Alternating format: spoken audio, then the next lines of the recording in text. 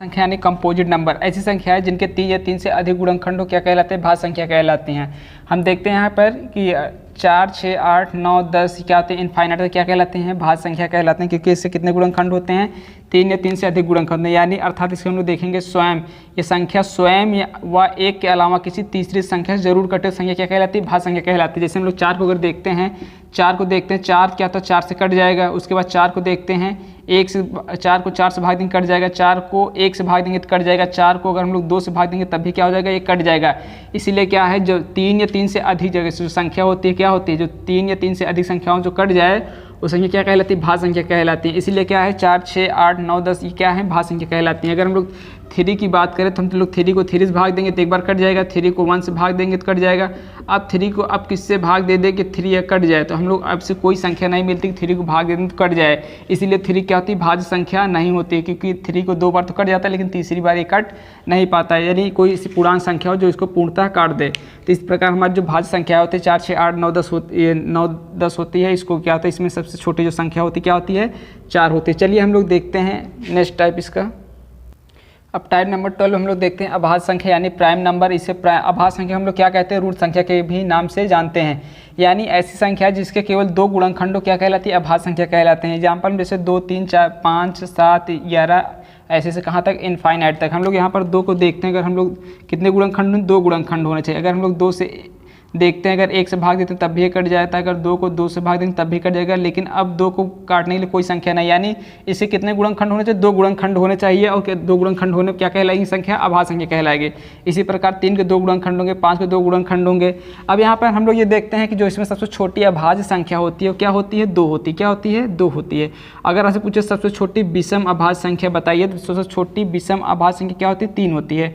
जो हमारी 2 होती है सबसे छोटी समअभाज्य संख्या या फिर अभाज्य संख्या दोनों होती है, और जो 3 होती है सबसे छोटी विषम अभाज्य संख्या होती है। यानी अभाज्य संख्या होने के लिए कम से कम उसे कितने गुणनखंड होने चाहिए, 2 गुणनखंड होने चाहिए। अब बात करते हैं, एक ना तो भाज्य संख्या है और ना ही अभाज्य संख्या होती है, एक भाज्य संख्या नहीं है और ना ही अभाज्य संख्या है। अब एक को भाज्य संख्या होने के लिए कितने गुणनखंड होने चाहिए, कम से कम 3 गुणनखंड होने चाहिए। कितने गुणनखंड होने चाहिए, 3 गुणनखंड होने चाहिए। और अभाज्य संख्या होने के लिए कितने गुणनखंड होने चाहिए, 2 गुणनखंड होने चाहिए। हम लोग जब 1 को देखते हैं, अगर 1 को 1 से काटते हैं कट जाता है, लेकिन 1 को और काटने के लिए कोई संख्या नहीं है, यानी 1 के केवल कितने गुणनखंड है, 1 ही गुणनखंड है। इसीलिए 1 ना तो भाज्य संख्या है ना ही अभाज्य संख्या है। चलिए हम लोग इसका नेक्स्ट टाइप देखते हैं। तो चलिए हम लोग टाइप नंबर 3 में देखते हैं, 13 में देखते हैं अभाज्य यानी ट्विन प्राइम। ऐसी दो अभाज्य संख्याएं जिनके बीच का अंतर क्या हो, 2 हो, तो वो दोनों संख्या क्या कहलाती है, अभाज्य युग्म कहलाते हैं। यानी ऐसी 2 अभाज्य संख्या यानी उसके कितने गुणनखंड हो, 2 गुणनखंड हो, ऐसी संख्या हो जिनके 2-2 गुणनखंड और उन दोनों संख्याओं के बीच का अंतर कितना हो, 2 हो। तो हम लोग देखते हैं 5 और 7 को देखते हैं। 5 हमारे कितने गुणनखंड है, 5 को 5 से भाग दे सकते हैं, 5 को 1 से भाग दे सकते हैं, इसके 2 गुणनखंड है। 7 को 7 से भाग दे सकते हैं, 7 को 1 से भाग दे सकते हैं, यानी दोनों के 2-2 गुणनखंड है। अब इनके दोनों के बीच का अंतर देखते हैं कितना है, 2 है। तो यानी हमारा क्या हुआ, अभाज्य युग्म हो गया। यहाँ पर 17 और 19 को देखते हैं, इनके बीच का अंतर कितना है, 2 है। दोनों का अंतर, और दोनों क्या है, अभाज्य संख्याएं हैं, और ये क्या कहलाएगा, अभाज्य युग्म कहलाएगा। उसी प्रकार हम लोग 29 और 31 को देखते हैं, इनके बीच का अंतर कितना है, 2 है। यानी दोनों संख्या क्या है, अभाज्य संख्याएं हैं, और दोनों के बीच भी अंतर 2 है। ये कंडीशन को फॉलो करते, इसलिए क्या है, दोनों संख्या क्या कहलाती है, अभाज्य युग्म कहलाती हैं।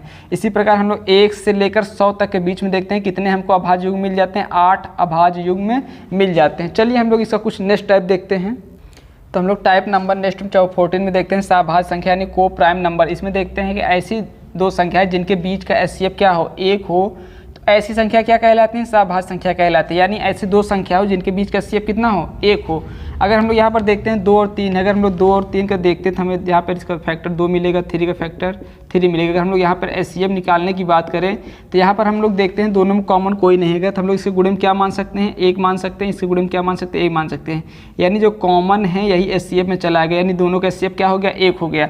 यानी ये दोनों संख्या क्या है, 2 संख्याओं का एचसीएफ कितना, 1 है, इसलिए क्या कहलाएगी, सहअभाज्य संख्या कहलाएगी। उसी प्रकार हम लोग 4 और 7 को देखते हैं। 4 और 7 को इसका फैक्टर कितना होगा, 2 × 2 होगा, इसका 7 का 7। अब इसमें देखते हैं कोई चीज़ कॉमन नहीं, लेकिन इसको हम लोग गुणे में 1 लिख सकते हैं, क्योंकि इसके मान में कोई परिवर्तन नहीं होगा। 2 दूना 4, 4 का नाम 4, फिर भी वही मान रहेगा। 7 है, 7 का नाम 7, फिर भी वही है, मान रहेगा।